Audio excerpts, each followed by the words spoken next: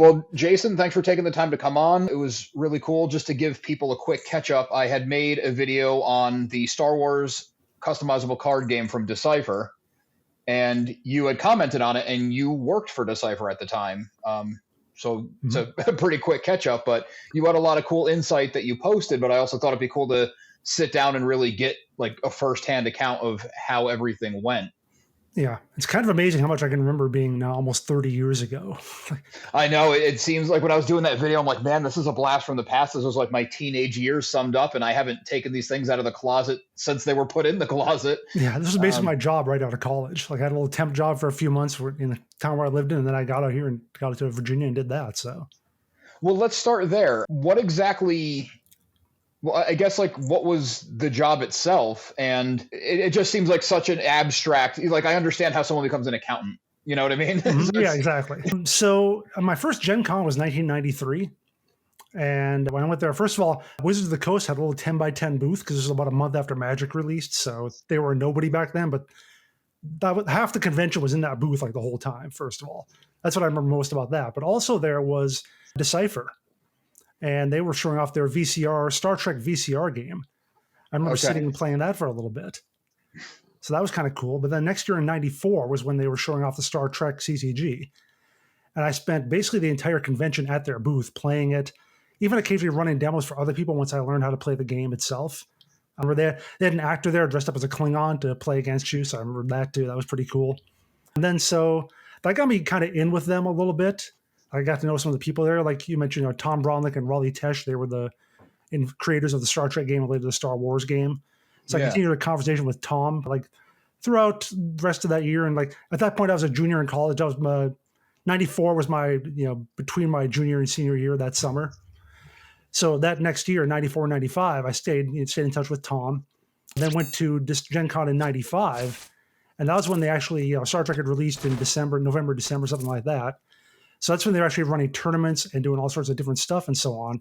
So that's when I, again, hung out there, helped them run the tournament a little bit, did some demos at the booth, I think, a little bit. So that's basically all it was back then. And that's kind of what it is back even now a little bit. If you're active in the community, more so now you can do stuff on the internet, do YouTube videos, whatever, like this, for instance. Right. That's the sort of thing you would get into if you're with a company or Twitch streams or whatever.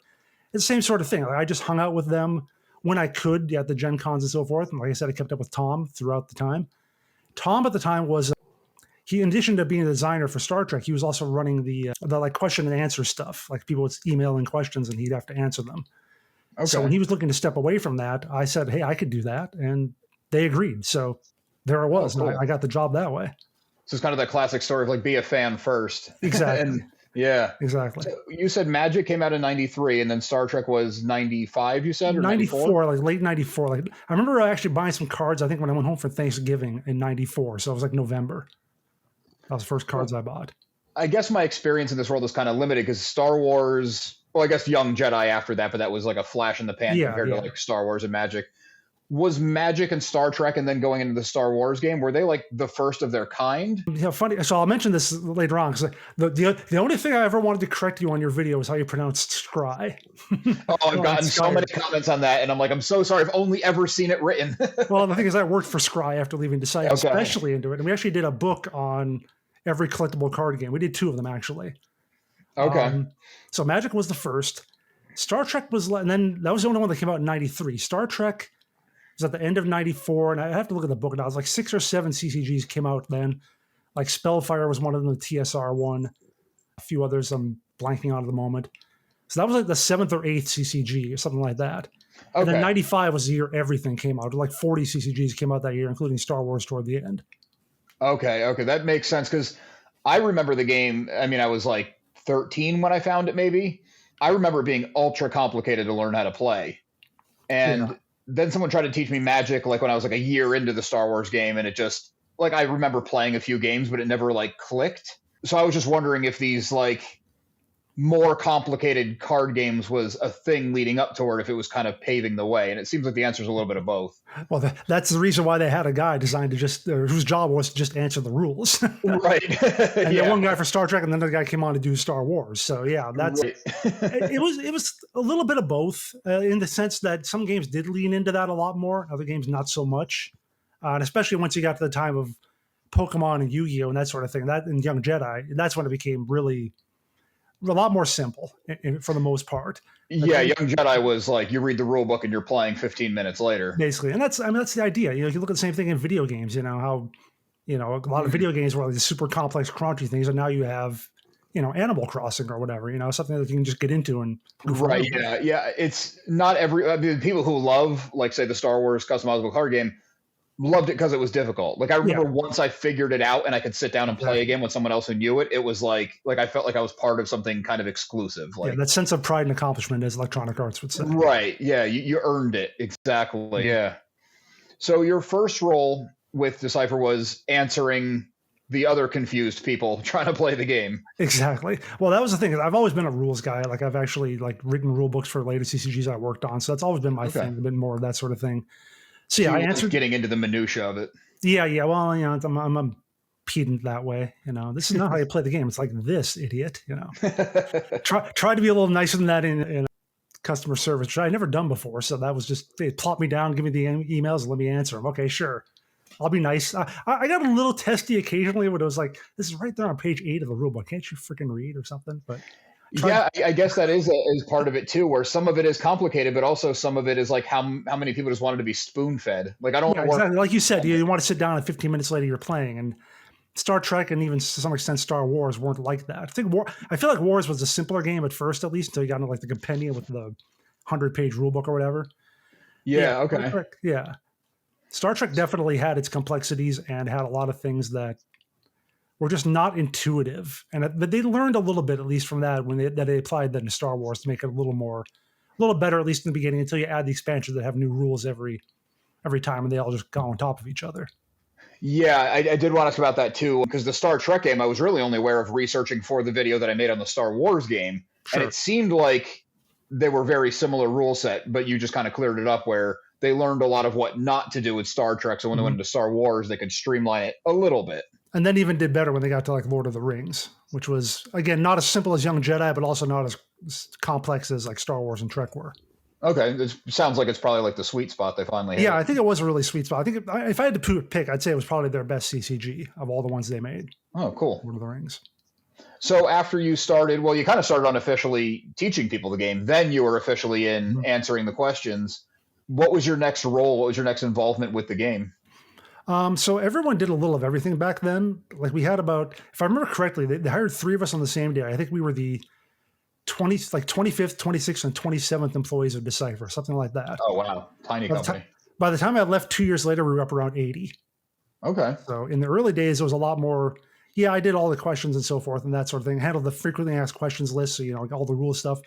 But we also contributed to design work as well. In fact, I'm actually, like you say, this isn't going to be recorded for the podcast, but I'm wearing my SWCCG product development team shirt here that I still have. Oh, well, yeah, people will see this. I was just saying It's not live. Oh, okay, great. Well, there it is. Yeah. Right there. Got a lot of my other shirts that I have, but I wore this one special for today. I thought it was most nice. But yeah, I can remember actually one day, because when I came in, they had just released the first set for Star Wars, or the premiere set. And I can remember they're working on A New Hope, which was the first expansion. Right. I can remember actually because I came on in February, so it was probably like in April or so, we were working on New Hope and having a day where we stayed in the office till like midnight, hashing out card ideas and doing some design and play testing and so forth, which I thought was cool back then. I would think it was probably horrible now to stay that late at work. Yeah. But I was still young. I was still like into it and all that. So yeah, it was great. It was a lot of fun. But yeah, in addition to that, we did play tests. Sometimes we would have like the big play tests where we flew in people from all around the country. That's where some of the people that later worked for the company. In fact, almost everyone, like I said, we went from 27 to 80. Vast majority of those people were kind of like me. They were initially play testers. They ran tournaments or whatever. That was the thing they did a lot of. And then they got into the play testing or whatever and came out as employees a little later. Okay. So that was a big deal there. I also ran tournaments all around the country, especially for Star Trek. More so for that. We were just developing our Star Trek tournament system at the time, organized play. So I worked on that a lot. I did occasional Star Wars tournaments too. When we had like the regionals or whatever, I would do those sometimes as well. Especially if they were at the same thing. Like I might sometimes do a Star Trek tournament on Saturday and Star Wars on Sunday in the same city or whatever. So. All right, cool. Yeah. So I traveled around a lot too. Unfortunately, it was not smart enough to take frequent flyer miles back then, but that would have been great. You're just happy to be going. Yeah, yeah. Yeah, I like that the kind of vibe of a small team of people just who love Star Wars and love these complicated card games. And in my mind, it was a much more formal process where like we have to hit these quotes, we need to hit these items, we need to hit these characters. I mean, I'm sure there was some no-brainers like you're gonna make a Han Solo card, but I just as a fan, I always loved the different quotes that made it in, or the Death Star security camera, like any little obscure thing that you guys could get a screen grab of became a card. Yeah, our team was amazing, being able to find and really enhance a lot of stuff. Because remember, this is their movies from like the 1970s and early 80s, and they were not in great condition even back then. Right, you're even pre-special edition VHS. Yeah, we had a really great art team. Guys like Dan Burns, Joe Bolden, those were a lot of the main artists on that. Rob Burns, yeah, they were really good at picking out a lot of things. In fact, there's one card. So one thing we did also when New Hope came out, we had a press tour. We brought a bunch of press in and took about, I think, on Tom Bromlich's boat out in the harbor in Virginia. And we also brought in David Prowse also. He came out. Oh, very cool. I remember we brought him back to the office like the next day, and we showed him how we made one of the Vader cards, which was a Vader card that was from the 2-player set. And it was actually a composite of it's a shot of him like standing over a chair, sort of like, or maybe over a console. I don't remember exactly. And it's taken from like 6 different things. Like the artist was showing how he pulls the helmet from this and the gloves from that and the body from that and put it all together. And it looked like, a real card, like there had been David Prowse in the suit there at some point. Yeah, yeah. Yeah, I assume for stuff like that you couldn't line up exactly. It was like a deleted scene or unused footage or something that you guys had like special access to that the fans just would never see. I keep trying to remember because I don't think it was for us so I told you that Star Trek VCR game. Mm-hmm. Well, our marketing director, Carol Wisely, she had worked, I think, for a different company, I think for Hasbro. They did a Star Wars VCR game a few years before. I had that. Oh, really? Okay, all right. I almost want to say that we got some footage from that to put in there, but I could be wrong because that was actually David Prowse in the suit.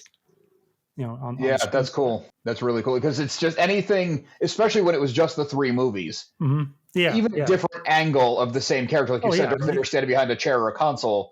If it wasn't in the movie, it's like, holy crap, look at this, it's new. Yeah. I mean, we pulled so much from those because there was like, 250 or 300 cards in the base set and then another 150. And so basically about 400 to 500 cards per set just back then. But out of a 2-hour movie. I mean, in terms though of, I think you talked about getting it done, like having deadlines or whatever. Yeah. Release schedules were interesting early on. Interesting and a little sparse. From what I read, it sounded like it was part of the plan the whole time, and it had a really generous plan going forward how to release it without oversaturating your market or making your design team insane. And then it just went faster and faster and faster. Well, what we realized, what you eventually realize, you look at Magic or most other games, they're releasing a new set even back then, like every 4 months or so. Mm-hmm. And of course, I came on for Star Trek. The first set, the premiere set came out in late '94. The first expansion came out in late '95. When I got there, they were barely even started on the next expansion because Star Wars had kind of taken over. And so when we talk about having a small company, though, the problem is there's only so many people and so many hours to do all that stuff. Mm-hmm. And when Star Wars came on like gangbusters the way it did, and we could talk about how the scry sales thing you mentioned, we could talk about that a little later on. Yeah, for sure. Obviously, a lot of the attention was directed toward that and A New Hope. So that, I don't remember when that launched exactly, but it also took a while.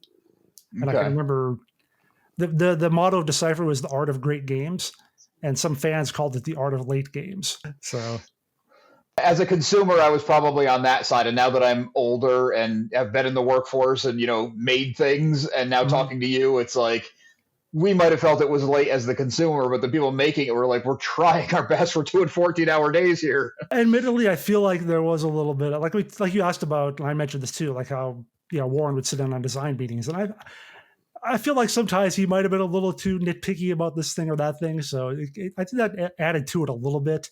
Mm-hmm. But yeah, it could definitely take a while. Yeah, it's understandable. Especially when each expansion pack came with add-on rules. Yeah, exactly. The game still had to function. Yeah, you had to do all that stuff and had to figure out how to incorporate all the new stuff and, blowing up the Death Star and so forth. I can remember that during the New Hope playtest. everyone trying to build their either they blow up the Death Star deck or their Death Star blow up a planet deck. That was a lot Right. of fun. That was before the I'm blanking on the name, the red cards where it was like your Yeah, right. Objectives or something. Is that what objective. Yeah, okay. That was actually after my time. I wasn't even playing the game by then, so those are barely. You petered out around then. I think I bought like one box, and it was just like I played with my friends, and I never like traveled for it or anything. I was just playing like the local mall because I was riding my bike there to play. So yeah, by the time it kind of like. Yeah, that was kind of the long-term problem, is that it just kind of collapsed under its own weight with all the different rules. And like I said, the 100-page compendium book, which I even heard some of the guys talk about, like, why do we have a book this huge?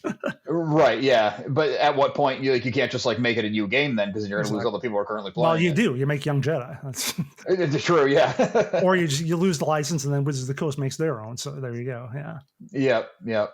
So as far as like creating the new cards, I don't know if you remember this much, but was there a thing where you're like, okay, well, in the premiere set, this one card always kind of runs away, or like if you have this specific combination, it kind of dominates everything. We need to make a counter for it.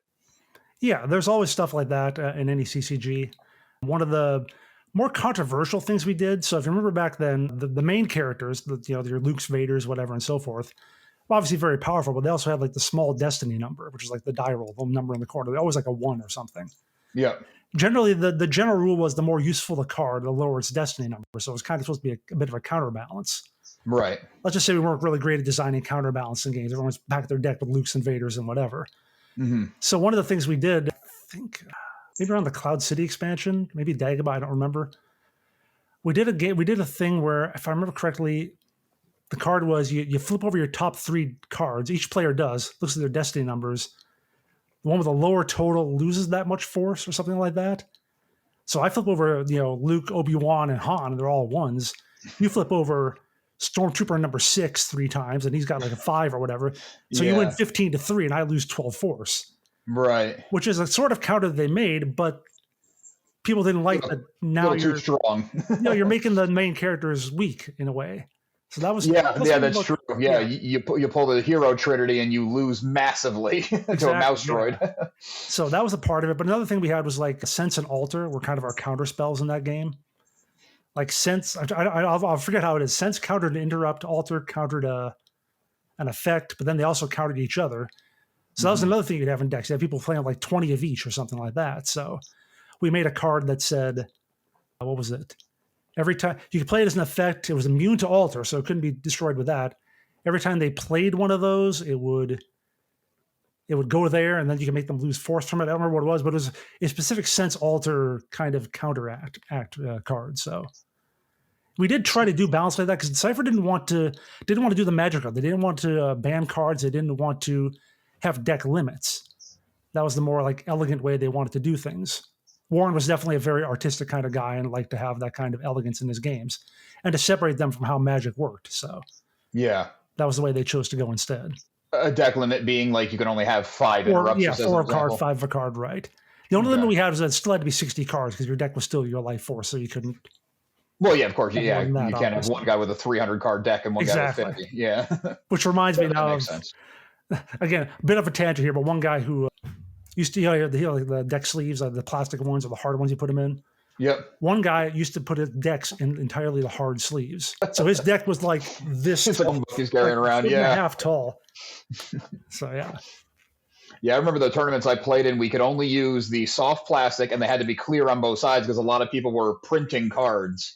Oh, yeah. Like trying to fake it. And I remember that became a big thing in my very local area.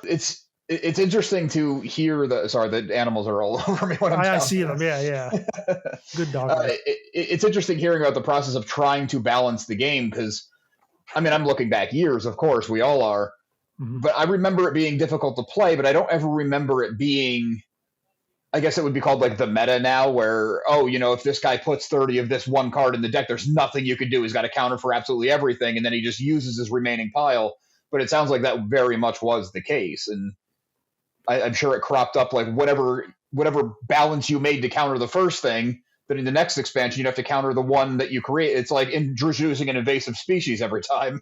Yeah. Well, one comment that Bill Martinson came up with, he was, I think, after Tom and Raleigh kind of faded in the background, Bill was more the lead designer. And one comment he came up with was, his motto was, the threat is worse than the execution. So you could play a deck with 20 senses and 20 altars, but if you know that card is out there, that one card that's going to completely screw it over, you don't want to play with that because your opponent might have it. If you do that, you basically Right. lose. So even if the counters just existed and just we devote 2 or 3 cards per set to that sort of thing, it helps to balance that out, and people will be less likely to want to play those kind of degenerate strategies. Okay, I see what you're saying. That makes sense. Just knowing that the strategy is a possibility, people would kind of build in their own defenses to it preemptively. Right. Hopefully, sometimes the cards were so powerful they didn't care. It's like, I'll take my chances, but right. That was a bit of a strategy we employed. I like that. That makes sense. Yeah. The threat is worse than the execution. That's how I remember. I also like maybe like your example of getting 3 heroes and then 3 generic background stormtroopers and the stormtroopers win. Obviously, that's not a great scenario for fans of the franchise, but I do like the attempts to, like, okay, if Vader is this powerful, let's make something about him so you don't have 10 Vaders in your deck. I do like that effort. Yeah, well, I mean, the way you didn't have 10 Vaders in your deck was because they were so expensive, because they were like that also rare ones as well, which is something we can blame Jerry Darcy for, because apparently he used to say that was not his decision, like, full on, because he wasn't like high ranking or whatever. But I think Warren or someone said, hey, how should we do this? Should we make the Vaders ultra rare? And Jerry was like, sure. So that's how he described that it went, that he agreed to it and they went with it. So his fault. This might be jumping the gun because I'm not sure what expansion it was in, but at one point I remember reading about it was kind of reprints, but also kind of new cards. So instead of the card being Darth Vader, it was Vader, and then it became a lot more common. Yeah, so that was the Vader in the 2-player set. We made a 2-player set pretty early on, which was meant to be kind of like a cheap entry point. I think it was like $20. Had a Vader and a Luke. And that was before we had things like Darth Vader, Lord of the Sith, or Luke Skywalker, Apprentice Jedi.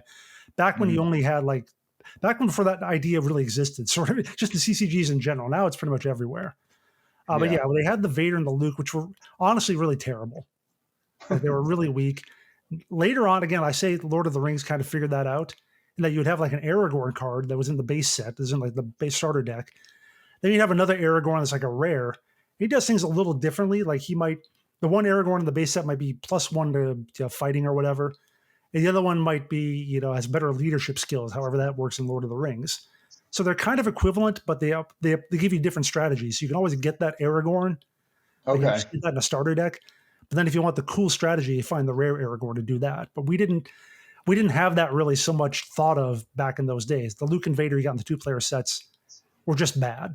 They were just straight up not good cards. But if, like you said, a 13-year-old wanted Luke or Vader in his deck, he could buy that. And I'm sure I would open my binder and look at my Luke card just because it was Luke. It didn't even matter if it was good or not. It probably didn't even cross my mind. I probably put it in my deck because it was Luke. So yeah, well, later on when I did Pokemon deck construction tips for Scry, same thing. I get stuff. Surely kids were like 10 years old, just wanted to put every card in their deck, and I'm like, guys, if you want to have a chance of winning, you got to be a little more better. Yeah. Yeah. That is a tough lesson for the younger kids, and the ones who excel probably pick it up quicker. Mm-hmm, mm-hmm. It's also interesting now talking about it on a wider timeline with Magic, Star Trek, Star Wars, Lord of the Rings, like you're saying. Like if Decipher was like, okay, we're going to do the 2026, we got the license back, and they want to like do a revamp of the game, it would probably be so different because they've learned so many lessons along the way. Yeah, it would be a lot more like Lord of the Rings or something like that, or even something simpler, more Pokemon or that sort of thing. Because actually, it would have to be simpler and faster. Pokemon Magic, that kind of thing, Yeah. Of course, they did actually. If you remember, I don't know how much you look into the Wars CCG at all. No, a couple people commented that on the video as well. Okay. Yeah. The Star Wars one was really the only one I played, and I think I had a handful of the cards just because it was Star Wars and I didn't know how to play the game. And then a couple of friends was like, oh, at the mall, they teach you how to play this, and we can go and do that on Saturday mornings. Mm-hmm. And so we did that, and then from that led the Young Jedi, and then I kind of aged out or lost interest or whatever, and that was the end of these kind of card games for me. I mean, like the Wars, I don't remember what they called it, just Wars TCG. It was basically the same kind of similar-ish rule system, but with their own IP, so they couldn't be taken away. Because they owned the rights to the rules of the game, but not the characters and so forth. So they made their own game. That was in 2004. I don't know how long it lasted. It got like one expansion, maybe. I don't remember even that much, but yeah, I read a little bit on that, and it seemed to me from what I read that it kind of didn't do a whole lot, and I think without the recognizable name, that's tough. Yeah. But that was kind of their attempt to kind of keep that, because again, like you have the continuing committee now, the people who still play this game still love original Star Yes. Wars CCG. That was kind of their attempt at the time to get the people who still love those rules, they hoped, and then into a new game, but Hmm. didn't work out so well. It's tough when you have a name like Star Wars and then you don't have a name like Star Wars. Exactly. Well, then hopefully you have Lord of the Rings until they didn't have that. So, Yeah, it's interesting, the IP game. How many expansions did you stay around for? So I was there from February 96 till January of 98. Okay. So that gave us, like I said, New Hope was in, I think, is that like spring of 06 or sorry, of 96, I think. And then we did all the Empire Strikes Back expansions. I don't know if I was around for any of the Return of the Jedi expansions. Because we did like 2 or 3 in 97. And then, I think around that was when I petered out. But I lived in Virginia still. I still stuck around there. I still hung out with the guys. Like every Friday night over at Chuck Hollenbach's house, we'd all go and play board games or card games or video games or whatever. So we played a lot of different stuff. Hung out with those guys. I still did playtesting pretty much until I left the area around 2002. Oh, that's cool. So I did some playtesting on that and on Young Jedi and on, not really Lord of the Rings. That was kind of toward the end of my time there. But I still did that and Star Trek for a little while. So I was still like involved with a lot of those guys and hung out with them. Had a couple of D&D campaigns and stuff, so on with a few of them. So a Star Wars RPG game, which actually got me a card in Young Jedi named after my RPG character. Oh, very cool. Which one is it? It's called Corix Ven. He's a Bith musician. I'll have to look through my stack and see if I have it. Yeah, my character in our RPG was a musician. He was a noble and a musician, so that's why they used that for that. That's cool. A lot of us, of course, had the anagram names. Are you familiar with those? No. A lot of staff members and employees got their names anagrammed because when you have Stormtrooper number 6, he's got to have a name probably. Right. So a lot of us got our names anagrammed into characters, and those became essentially canon. Like I could look up my guy on Wikipedia, Chief Retwin. My last name is Winter, so Retwin is the anagram of that. He's in Empire Strikes Back, after the Millennium Falcon goes to hyperspace, Vader kind of hangs his head and walks off the bridge of the Star Destroyer. Retwin is standing next to the door, kind of looks up at him and then looks back. So I know exactly where that guy is, but yeah. A lot of us had anagram names throughout the. I know I've seen a page that lists all of them, so you can look those up somewhere as well. But that's a neat little thing to. That is cool. And that's awesome for the people making the game that you get to be a little part of Star Wars. Like your fans are making this thing, celebrating it. Now you kind of get to retroactively be put into it. There were 2 teleport cards in the base set. Like let you move characters around on the map on the thing. Nabrin Leeds and Ellis Hellrot. Well, Ellis Hellrot is Raleigh Tesh, anagrammed, and Nabrin Leeds is Daniel Burns, one of our artists. So those are some of the earliest ones we had there. That's cool. I like that. I like that because I've been doing a lot of lore videos on, like Cantina aliens or aliens in Jabba's palace. Mm-hmm. And there's that similar kind of thing from like people working at ILM in the day. So it's cool that tradition's continuing or continued anyway. Okay, come on. Sorry. That's right. You got your co-stars. As soon as the camera comes on, they come running. Yeah. Yeah, it's really cool that you got to stick it out. And even after you moved on professionally, you were hanging out with them and still playtesting, so you stayed part of it. And I like that you working there didn't hurt your love for those kind of games. Yeah, exactly. Because I almost went, like a few months later, I started working part-time for Scry, still for my apartment in Virginia, and then came on more full-time about a year after I left Decipher was when I started working there full-time. So, I did the playtesting and also, it was a good marketing for them. Like I went to their Decipher cons, which were little events they had in Virginia Beach. So yeah, I could hang out for all of that and cover them both as a fan and as a playtester, and then also as media. So yeah, nice. If you don't mind me asking, what did you go to college for? Computer science. Okay. Which I've never used, basically. Never used it. You just kind of made a career out of celebrating the games you like. Yeah. Well, I mean, pretty much I've done, like I said, I worked for Scry, I've worked for Beckett's magazines as well, and then a couple other collectible card game companies. So. And also for websites, for a couple media websites as well. Mostly been writing my whole career as opposed to any sort of programming. Yeah, that's interesting. Yeah, I was just curious because I didn't know if I'm like, what would you go to school for to then work on the Star Wars customizable card game? Like, Yeah, nothing really. design maybe? I mean, I don't know what degrees anyone else had or what education they had, but again, it's like we talked about before. You become a fan and you get there through that, and that's Yeah, in those days, the especially degrees a are lot relevant. more. Like nowadays, if you talk about gaming, you might want to have like especially in computer gaming, you got to have the technical skills or whatever. Unless you're, I think maybe not as much if you're in marketing or more of a, I guess, soft discipline or whatever. But yeah, it's the sort of thing where fake it till you make it, I guess. Yeah, I guess the ability to execute the work, at least it should be more important than having the piece of paper saying that you went through enough school to do the work. In theory. Try applying for a job these days. Yeah. That's a whole other rabbit hole. We don't need to get into. Exactly. Okay, come on, go in your seat. Yeah, I feel like I should have a bunch more questions, but it's really insightful to get inside the office of Decipher. Also, the fact that, sorry? I was going to say, so you did mention about the Scry sales list or whatever in your video. Yes, you wanted to get to that, please. So yeah, I'll mention that. Now, what I can recall, I think, is around the time Star Wars released, so like a couple months later, because there's a lead time for this sort of thing. There was one issue of Scry where it said Star Wars outsold outsold Magic. Now, years later, working at Scry and handling those numbers, like I was actually in charge of figuring out those numbers. There were small sample size. Let's just put it that way. So, and then I've also heard from other people that, if you're a store that sells a good bit of Star Wars or whatever, maybe the company comes to you and says, hey, could you notch the numbers up a little bit so that they look good in the magazines or whatever? So I don't know if that personally, I just heard that could be a thing. So right now for its launch month, could Star Wars CCG have been bigger than Magic? I think it's possible, but it would have only been very temporary. It would have gone right back down right after. I mean, Magic was well established by then. Yeah, exactly. So it's that like makes sense. Some video game might surpass World of Warcraft for like a month, but then right, yeah, on top right after. And it's funny because the articles always celebrate it like the tide is changing, and it's like, slow down. Let's see what it's like in a month, 2 months, 6 months. biggest game of December 1996 or 2025. Yeah. Or whatever. Well, yeah, how's it going to be later, right? You could prove any stat on a narrow enough focus. Exactly. Yeah, I wish in my video I could have said that Star Wars dominated Magic for 3 years or whatever, but I figured that would not be the case. Sure. Now, I should say, too, at one point, we even had a product development house, which was about 3 or 4 blocks from the office that Warren bought, because Star Wars made a lot of money. Star Trek made a good amount of money. I'm under the impression Star Wars made a lot more. Okay. So Decipher was pretty flush with cash. Again, we went from 27 to 80 employees. So yeah, just a few years. Did a lot of conventions, a lot of other stuff, and so forth.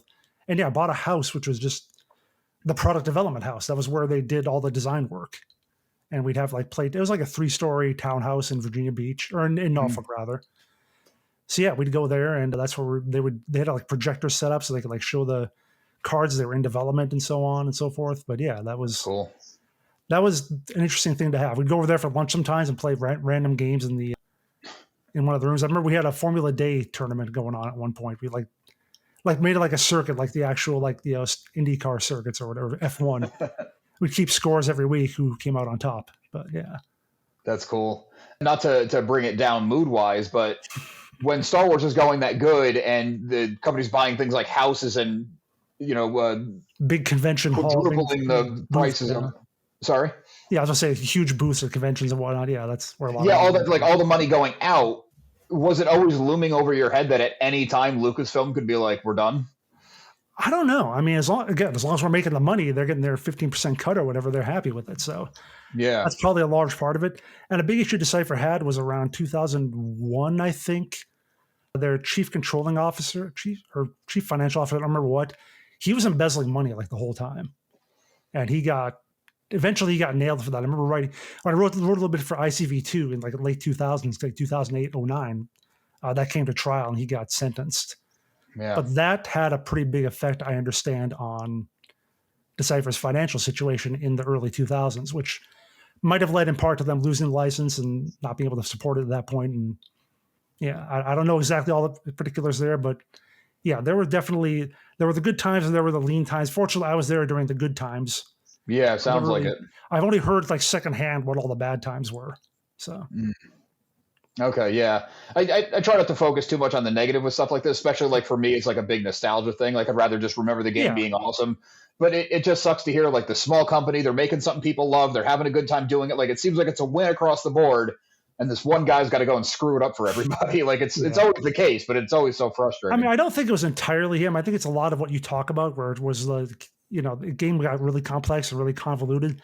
And around that time was Oh yeah, yeah. around that time was when Pokemon took off. Pokemon was like 2000, so So that took all the kids away that for sucked sure. in. Yeah, that sucked in a lot of people, and a lot of the adults. Honestly, it was kind Okay, of like a yeah, resurgence. Like I fair. talk about the Scrybook, how there were so many games released in '95, and there were a lot in '96, and then very little in '97, practically nothing in '98 and '99. Then Pokemon comes out in 2000. There's this big resurgence. It's like Mm. '95 all over again. So not only Pokemon, but a lot of other games came out around that time as well. That would have also probably drawn in a lot of the Star Wars fans, CCG fans. That makes sense. Yeah, I didn't mean to put it all on the one guy, but company Yeah, wise, embezzling money always hurts. And I guess that's just kind of a trend in pop culture and gaming, whatever. Because you mentioned World of Warcraft as an example for something earlier, and when World of Warcraft was coming out its first few years, you couldn't look at an IP that didn't have an MMO coming out. I And played now a I'm lot of. sure there's some still running, but World of Warcraft is the one. I've played a lot of the Lord of the Rings online, so yeah, I know Mhm. exactly how that is. Yeah, I tried the Star Wars ones, but they didn't quite stick. Yeah, I played a little of everything popular. I've tried at least a little bit of probably in that same Yeah. time frame. Just like I can count, like I went to the Scry CCG book, and I counted like 110 games in that I had tried. Oh I wow. played, of which about 20 were like serious play. Like I actually bought cards, made decks, and so forth. But I tried almost everything in that time frame. And is that just your natural curiosity, or was it kind of your job Some also? of it, a little of both, actually. Being again working for Scry afterwards, having to try a lot of everything. But like the 20 or so were stuff that I actually liked. Hmm. Which even back then, you think of that as being a lot because people they have their game and then they maybe get into one or two others, but don't really do a whole lot more. So Yeah, well, I mean, just like the habit of buying booster packs and trying to build your deck and trying to maintain, and in the Star Wars game you needed too. I don't know if the other games were like that as well. yeah, not so much. Very very few games. Like Netrunner was an early one like that. You'd be the runner, the hacker, or the corp or whatever. Hmm. That was one of the few ones that was like that. But mostly they were all just single deck games, which probably again was a thing that has not really been repeated since then. Like since the mid Yeah, '90s, probably for that reason because you have to maintain the two different decks. it's interesting because at the time, with that being my only experience, it made total sense to me. There's the light side and the dark side, the Yeah, good guys and the bad guys. Of course, you need both.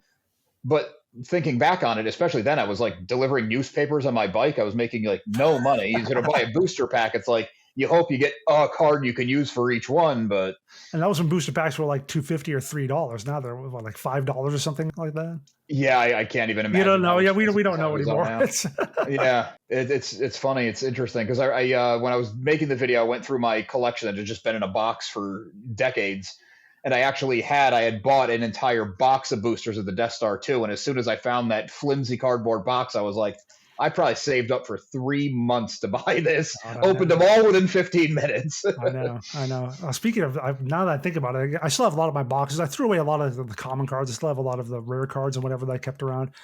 But Yeah. also something else I kept, pretty cool artifacts from those playtests in like 96 and 97. I kept some of those playtest cards. Oh, very Back cool. when what we did is we would cut them out, like we print them just on paper, Yep. and then we'd cut them out and glue them to cards, or glue them to like a dark side card back, and that's the new Vader or whatever. And I have a lot of those with they have either incomplete text or pictures or whatever. So I should have And were probably these gotten some of those ones? out and showed them off, but I can send you pictures later if you want to slap them in or something. Yeah, I can overlay them. That'd be really cool. Are these ones that never made it to production, or were tweaked, or a little bit of everything? Like some made it and it's just not the final version. And Yeah, most of the ones I have are more or less complete. Like you might change a number or two or change a little bit of text. right, Some just are tweak it with the play. Yeah. yeah. Some are very different. Like I said, very few have like how Star Wars cards have the rules text below and then like the lore up above. Yep. Very few of them have the lore. It might just say Han Solo was a smuggler. That's it, something like that. Right. Okay. Basic little holder text, something like that. Placeholder till you could get it. That Yeah. that reminds me of something I did want to ask. How did the lore come about? Was that like, did you have to go to Lucasfilm for every bit of it? So Jerry Darcy did a lot of that. He was the big Star Wars fan. Actually, now I mentioned earlier that Bill was actually the Star Trek guy. I kind of I did that wrong earlier. Bill was more the Star Trek guy. Jerry was a Star Wars fan. He wrote a lot of the lore, and depending on what it was, yeah, we did have to go to Lucasfilm for that. Although I'm trying to remember how it went because the West End games, they were the ones who did the Star Wars RPG. Yeah, And we'd they often get one created of, so much they were lore. all kind of like, I don't remember what their official capacity was, but they were really deep into the lore. Hmm. And I don't know what their relationship was or if they had, like, if they were a branch even of Lucas or something like that. But we'd get one of their guys to come down. George was one and Paul was the other. I remember their names. And they would actually be like there during our playtest weekends, and they would proof the lore. Like they would be sort of like the proofreaders for the lore, which then went on to the people at Lucas. I don't remember exactly what the approval process was on that, but I do remember having George and Paul, who were not the Beatles, just so you know. Right. But yeah, they were there to kind of oversee the lore of it. That's really interesting because it's like so much lore came out of those games, like the West End games, especially. Like Yeah. every single video I research, the West End games books come up. Mhm. And my understanding was Lucasfilm was just kind of like, as long as you don't change the movies, you're good to go. I mean, obviously Yeah. they had to approve it. They couldn't just say wild stuff, but Yeah, they were very flexible with all that sort of thing. Like, because again, you yeah, mentioned naming all the characters after our anagrams or whatever. right, yeah. They didn't care about random Stormtrooper number 6 or whatever. They didn't mind if you wanted to throw a name on him. Because I know authors did that too sometimes, like in various other video games or whatever else was out there. That Yeah, happened that a fair makes bit back sense. then. They're probably a little more strict about it now, if I had to guess. I With all the would new guess, media yeah. they have and so forth. Yeah. Yeah, just being part of like a larger Being part of Disney too. conglomerate Yeah. company. Yeah, I didn't want to say the name, but yeah, yeah, being Oh, part of sorry. Disney. Hey, well, bleep it out if it's going to get you a copyright struck or whatever. Yeah, There you go. I think it's okay. We're not saying anything bad about them. They just As long have as to we don't control their sing Let IP. It Go, I think we're fine. Yeah. Right? Yeah, definitely don't do that. I'm off YouTube. Yeah. Yeah, I really got to get someone on from those earlier days who worked at Lucasfilm because I want to know what the connection was with West End Games, with Decipher, with the novels. Like how much of this had oversight, how much over like it's strange because some of the lore on the cards, I mean, in hindsight now would be considered wrong. Like the one that comes to mind is Owen Lars being Obi-Wan's brother. But at the time, it was probably Mhm. true. So things like that are really interesting to me. Right. Right. He's actually Darth Vader's brother. Yeah, brother. there you go. Yeah. They were close. Yeah, they were in the yeah. It's like it's a lot of records were lost when the Republic fell, so things got a little confused. There's always a way to explain it away. Absolutely. Yeah, speaking of which, actually, that's another thing too. Is when we were at conventions, occasionally we'd have some of the celebrities. Like I mentioned, David Prowse. Yeah. We did actually have Phil Brown. I think was his name. Was Owen Lars. Oh, really? I think that was after my time though. I know I have an Owen Lars signed by him. Oh, that's cool. I know I have that. So yeah, that was one You of have a them. Vader signed by David Prowse? Yeah, I think I do. Yeah, I do. Wow. I do actually. It's actually in a frame. It's actually in like a frame, like a little plaque. Actually, that's the word. Yeah. I was going to say that's exactly what, like, because you're like, I think I do. I'm like, is that in a box in the back of your closet? I would have that thing on the wall in a UV filtered plexi. And which is actually kind of a funny thing that they mentioned too, that in 94 when they were, or no, 95 when they were showing off Star Wars CCG, 95. Yeah. I think one of the Gen Cons they were at when they were showing off Star Wars for the first time, they couldn't afford any of the big names there, but across the aisle from them was Wing Commander, which Mark Hamill appeared in, and he was at that booth. So there was a lot of residual of people going over to see him to come over to try the Star Wars games. Oh, that's lucky. Yeah, that was great. You got Mark Hamill without having to pay for Mark Hamill. Exactly. That's very lucky. That's really cool. So your involvement with the game is something you just got in as a fan, as we covered. And then you had cool opportunities to meet these people, get some signed memorabilia. Mm-hmm. I'm guessing you're also a huge Star Wars fan. Actually, not. Okay. That's the funny thing is because I was brought on for the Star Trek. I was much more into Star Trek. Okay. Star Trek was more of my thing. I can actually remember when Decipher got the Star Wars license, and I was like, well, I better learn Star Wars. I remember sitting down to watch the movies, which I had seen Return of the Jedi in theaters when I was like 9 years old. All I remembered was Vader taking his mask off. That was the only memory I have of seeing this wrinkled old dude there. That's Darth Vader, really? But yeah, I remember that, but I barely knew the movies. Like I couldn't recall many details on. So I sat down. One of the cable networks had like a weekend where they just showed all three of them back to back to back, and I just watched them all. I was like, okay, now I got to know this stuff. That was work for me. That was a working Sunday for me. That's exactly what I was just going to ask. I'm like, okay, so your involvement with Star Wars was purely for the job. Yeah, basically. Like I said, I mostly did the Star Trek stuff. I learned it and I got into it. And nowadays I'm still into it more. Like I've watched Mandalorian and Rogue One and all the other stuff. I've watched the various cartoons a little bit too. So I'm more into it than I used to be. But back then, it just wasn't that interesting to me. That's interesting. So what was it about? What made you want to do the work for Star Wars? Was it just, I like working with this company, I want to work with these people? It was better than a real job. Fair enough. I got out of college. Like I said, I graduated in 95, summer of 95. I was with Decipher in early 96. I had a temp job for a little while. But I was like, I don't know what I want to do. Do I really want to be a computer programmer? Do I want to do that? And yeah. I've always liked games. Like my family's played games forever, board games, card games, whatever. And my parents played stuff with me all the time. So, and again, I still do games now. I still do video games a lot. So that's the sort of thing I'm into. And it just was natural for me to get into that than sitting in front of a desk typing computer code all day. I just preferred that. Yeah. And it's funny because now if you look back, you kind of built yourself some, I mean, I don't know if job security is a thing at all anymore in this world, but computer programmers are going extinct. So yeah, that's true. That's true. I should have learned AI. Should learn AI now. Oh, I know. I'm in web development and I'm trying, but it's like, oh man, I don't want to start over now. That's funny though. I would have assumed you were just like, oh, I was at the con and they had a Star Wars thing and I loved it. I had to go. So yeah, I was there for the Star Trek more so. Yeah. Like I said. And now that you put out the order of things, it makes a lot of sense because the Star Trek game, from what I gather, hit pretty big. It was a big deal. I mean, next to Magic was probably the next best game, or next biggest game out there. It was there was something else I feel like, but it was something just before it, but it was like maybe the second licensed CCG. I'm trying to remember what it was, what came before. Maybe it felt like Spellfire, which based on D&D, but also kind of owned by TSR. So don't know if that really counts, but this was like the first real licensed CCG. So of course people could see Captain Picard and Worf and whatever on the Enterprise. So they were like, oh my God, I can play a card game with this.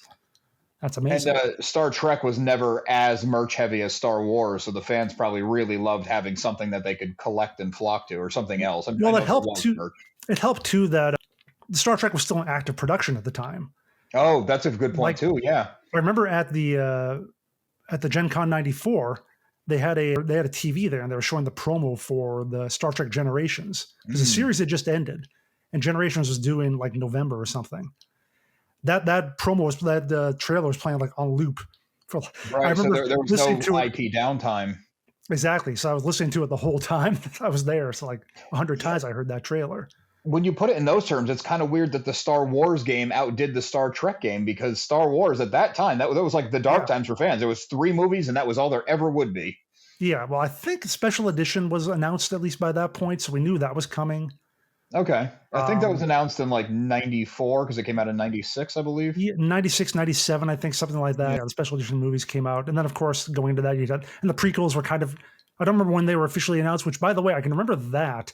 And I don't know what the time frame is on this exactly because it's weird because prequels didn't come out till 99, which is like a year and a half after I left, which, by the way, they all got tickets from Lucasfilm to go see the prequels. I latched onto that. I got to go as well. Yeah.